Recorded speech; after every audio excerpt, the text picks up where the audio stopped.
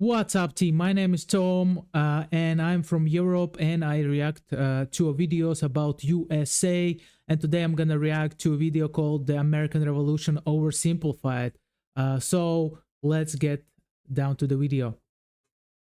Holy smokes. Christopher Columbus, that is no way to address the king and queen of Spain. What is wrong with you? Okay, so you know how we're looking for a new trade route to India, right? Right. And the earth is... Holy smokes. Christopher Columbus, that is no way to address the king and queen of Spain. What is wrong with you? Okay, so you know how we're looking for a new trade route to India, right? Right. And the earth is round, right? Right. So I'm thinking we can just sail the other way around the planet, right? Yeah. Earth is round? Right? And I reach It's not possible. I don't believe that. India, It's right? fake info. Wrong. I did not reach India. I did not. All right, get to the point. Did you know there's a whole nother freaking continent out there? Okay, and do you think I should care about this? Why? Oh, I'm sorry. Did I forget to mention there's gold everywhere? Just imagine how they felt when they discovered this new continent. That was crazy. New opportunities everywhere. People from the mainland Europe straight away jumped to the ships and went to the America to find new opportunities to get rich. Gold? uh, Central America in October 1492, and he had the time of his life. And by that I mean he went on a huge theft and murder spree. He stole gold, yes. jewelry, people, and a hammock. And then he returned to show off all of his riches, including a few previously undiscovered items such as tobacco, the pineapple, turkeys, and a hammock. And suddenly the race was on to explore and conquer the new world. After a couple centuries of warring with the natives and each other, the European powers had claimed quite a lot of land, including this area, which both the English and the French claimed as theirs. One day the French said, "I'm going to build some forts along here," and the English were like, "Could you not?" And the French said, "Sorry, but no, I could not." And they went ahead and built their forts, which pissed off the English, so they sent an up-and-coming British lieutenant colonel by the name of George Washington with a combined force of British troops and Native Americans. After a short battle, the French commander said, all right, we surrender. Okay, boys, pack it up. They're surrendering. Oh no. Was I not meant to split his head open with a tomahawk?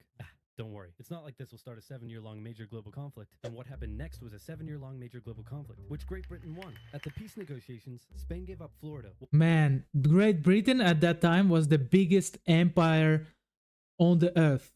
They were like having like Australia, India, like America, like parts of America. Man, they had like a lot. And then parts of Africa also. Well, France gave up all of its territories in North America. But Britain's victory came at a cost, a £60 million cost. They were now broke, in a lot of debt, and had to come up with some way to repay it. So they went to the colonies and said, okay, listen up. So a huge part of the war was spent protecting you from the French. Yeah. And now we have no money because of it.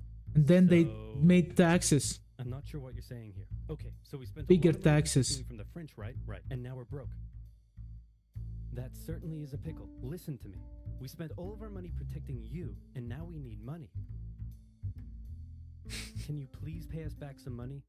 So basically, as I understood, as I remember, English made colonies pay for the soldiers that are located over there in colonies. So basically, they were protecting them, but in the same time, they had to pay for them also, so that the crown wouldn't pay for them and they would have more money,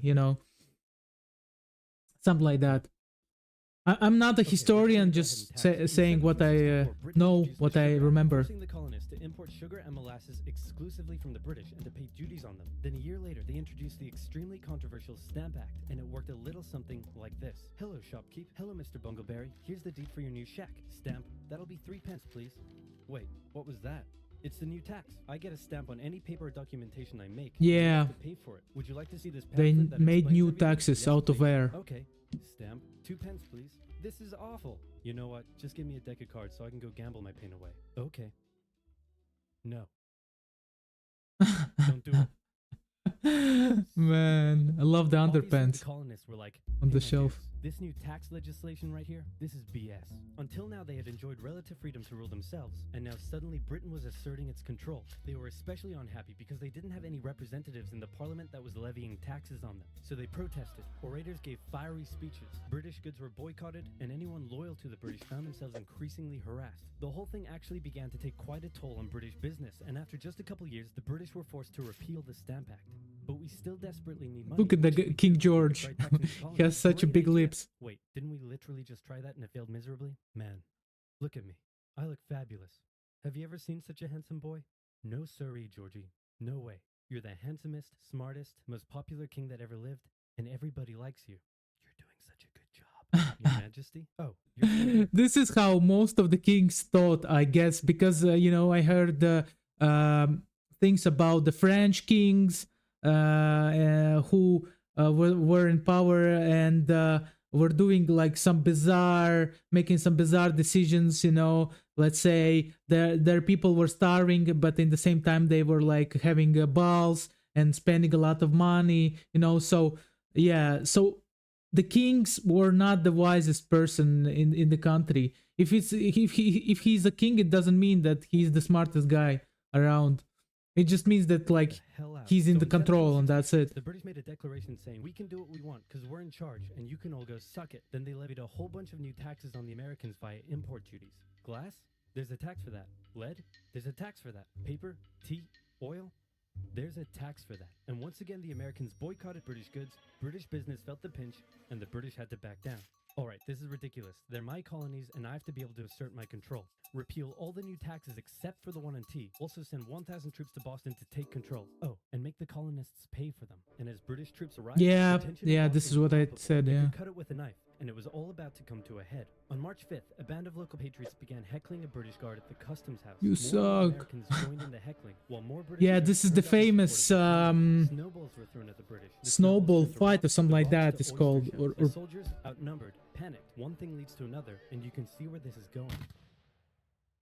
Yeah, 5 some people civilians got killed. shot. The Patriot press throughout the colonies declared the Boston Massacre an unwarranted Boston crime Massacre, against the yeah, people of Boston exactly. by the cruel British, and the anger continued to grow. A British revenue schooner that ran aground in Rhode Island was burned by the locals. When it came to light that the governor of Massachusetts supported the suppression of the colonists, his house was burned by the locals. And next, the colonists would set their sights on the remaining tax on tea. On December 16th, 1773, a band of patriots known as the Sons of Liberty disguised themselves as Native Americans, marched down to Boston Harbor, boarded a British merchant ship loaded with tea, and in Yeah, front of and threw thousands it of into spectators, water. threw nearly 10,000 pounds of Boston tea overboard. tea The British drinking or were something like that. disgusted, and they Some punished is called. Massachusetts with a vengeance. They dissolved its General Assembly, revoked their charter, and sent 3,000 more troops to occupy the city, meaning Boston and Massachusetts were now essentially under the direct rule of Great Britain. And oh boy, were the people pissed. The other colonies saw what was happening and worried they might be next. So they called a brain trust to decide what to do. 56 delegates from 12 colonies gathered and met in Philadelphia at the First Continental Congress. And Man, the roll call Philadelphia is was such an old officially of city. Oh America's my finest gosh. thinkers. I'm talking lawyers extraordinaire Johnny A and Johnny J, experienced military commander George Washington, businessman and future alcoholic beverage Man, Samuel intro Adams, is father like of Robert legendary. H., guy who married a rich lady, Big J. Dickinson. And while they weren't present at the first Congress, soon names like James Madison, Benjamin Franklin, Thomas Jefferson, and much later Alexander Hamilton would all serve time in the Continental Congress. The question now, though, was what to do about the British. After much bitter debate and disagreement, they eventually agreed on an amazing solution. They would simply ask the British to stop. Can you stop? No. It didn't work. Okay. then tell the Oh my British gosh. to start arming and be ready at a minute's notice. At least they Across tried, the you know. colonies, At least they these men tried. stood ready for the beginning of the American Revolutionary War. Now, having your colonies in open rebellion is one thing. Once they start arming themselves, that's when it really hits the fan. So British General Thomas Gage ordered 700 troops from Boston out into the rebel-controlled Massachusetts countryside to destroy stores of arms and ammunition held by the rebels in Concord. The British set out in the middle of the night. Patriots including Paul Revere rode ahead to warn that the British were coming, giving the rebels time to The prepare. British are The two sides coming! met in Lexington as the sun began to rise. They faced off against each other, and in the confusion, somebody shot first. The shot heard around the world marked the beginning of the American War of Independence. The rebels were outnumbered and had to fall back to Concord as the British split up to search for rebel supplies. However, more and more Patriot rebels kept showing up, and this time it was the British who were outnumbered as more fighting kicked off in Concord. The most professional army in the world was forced to flee back to Boston at the hands of local, poorly trained militiamen, and all along the British route back to Boston, Patriot rebels continued to gather and open fire on the retreating British. When the British reached Boston, the rebel militia surrounded them. Boston and the British were now under siege as small land and naval skirmishes continued around the city. And the British Okay. would suffer another embarrassing blow, this time in upstate New York. Colonel Benedict Arnold concocted a plan to take Man, the such a British stronghold traitor in this New York, Benedict which held Arnold a large guy amount is. of guns and ammunition. He set off towards the fort alone, hoping to recruit men along the way, when he came across the Green Mountain Boys, led by Ethan Allen, who, as it turned out, had the exact same plan he did. So they decided to work together. But I'm in charge. No, I'm in charge. No, I'm in charge. No, I'm in charge. No, I'm in charge. No, I'm in charge. No, I'm in charge. Come on, guys. Until the Green Mountain Boys Do already paper, rock, scissors. You're gonna find out who's in charge. And they caught them completely by surprise, taking the fort and all of its munitions with almost no resistance. Wow, great job, Ethan. Very impressive. By the way, what happened to that other guy we sent to take the fort? Who? Benedict Arnold. Never heard of him. Yeah. Ouch. What the fuck? Nobody knew what was going on. The colonies were in open rebellion, and for now, they even seemed to be winning. So King George fired General Gage, replaced him with General William Howe, and ordered the rebellion to be put down immediately. Okay, the British are definitely going to retaliate for all of this, so we should probably put together a proper army. First, we need to pick a commander-in-chief, and I think we can all agree that that job should go to the man, the myth, the legend, George Washington. My friends, I am humbled and honored that you would consider me for such an important role. George Washington had wooden teeth. This is what I remember about George Washington. Dude. Uncool. So Washington began his journey up to Boston to take command of the newly established Continental Army, just as the British made their first major attempt to break the siege. They made plans to take the high ground on Bunker Hill, but spies warned the Continentals of the British plans, so they fortified Bunker Hill and set up defensive positions on nearby Breed's Hill. The day of the battle came, and as the British advanced, a barrage of Continental gunfire was opened up on them. Twice they tried to climb the hill, twice they were pushed back. The battle lasted. The thing about rebels fighting against British Army had like they were fighting by the rules, you know. They were like gathering in one line, and there was like general strategy for that. But for the rebels, they were fighting from the woods. They were fighting one by one, you know, attacking them from the back, from front, from every side, basically. So they were not playing by the rules, you know. It's like partisans. They were doing partisan war most of the time, as I heard. I might be wrong. By the way, guys, if you enjoy the content, please like, subscribe, click the bell, and if you know something about American Revolution that is not mentioned here, please mention it in the comment section. Thank you very much. 3 hours until the Continentals finally ran out of ammunition and had to retreat, allowing the British to take the hill. While technically a British victory, they suffered nearly 1,000 casualties to the Continentals' 400. The colonists showed the British that this wasn't just a rebellion, it was war, and they were ready for it. But one thing they weren't sure about was why they were fighting. While some radicals were starting to throw around the I word, most hoped to eventually repair their relationship with Great Britain. So they sent a letter to King George saying, "Hey man, looks like things aren't going your way. Remove the taxes and let's be friends." I'm gonna kick your...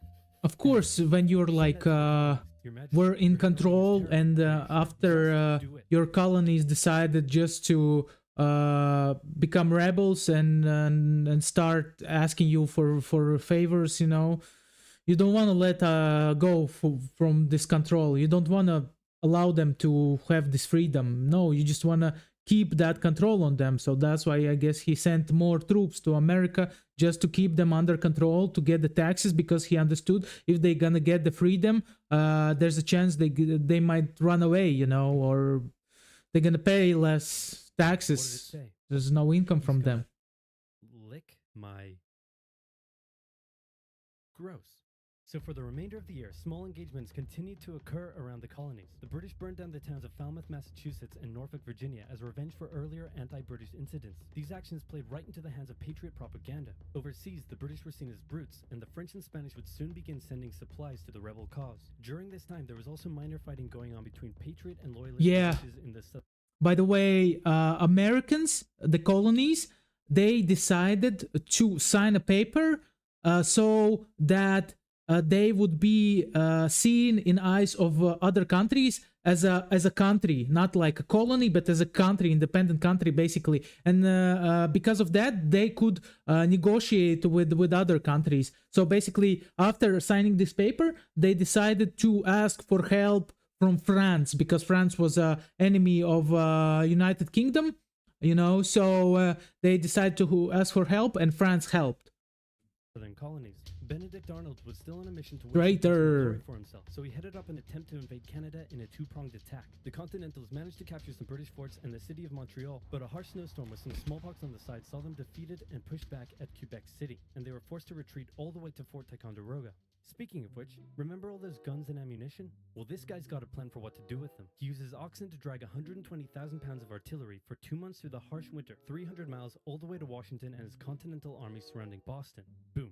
Washington's got himself some big guns, which is fortunate because up until now his army had been suffering through the cold winter, not knowing when the siege would Artillery end. was They could so make a big move. back then. Washington wanted to launch a full assault on the city. I mean, but if you his have troops artillery, you have a to very his credit, big Washington edge was over great your at hearing and opponent. taking on board the ideas of others. Instead, the Continentals worked through the night, setting the guns up on Dorchester Heights, overlooking the city. And when dawn broke and the British saw the guns, they knew they were toast. Their positions were completely exposed. It was checkmate. They had no choice but to abandon the city. 120 Also, troops Boston carrying is 1,000 located in the 2,000 middle, loyalists awaited and there's the battle. around there's Washington like got his first victory of the war. you know, it's like an island, and around there's like a ground where you can shoot artillery from. By the name of Thomas Paine had written and published a pamphlet called Common Sense, in which he advocated for total independence from Great Britain. It spread across the colonies like wildfire, and to this day remains the best-selling title in America. It was read aloud in taverns and meeting halls, and brought the idea of independence into the mainstream. Congress began to seriously consider the idea.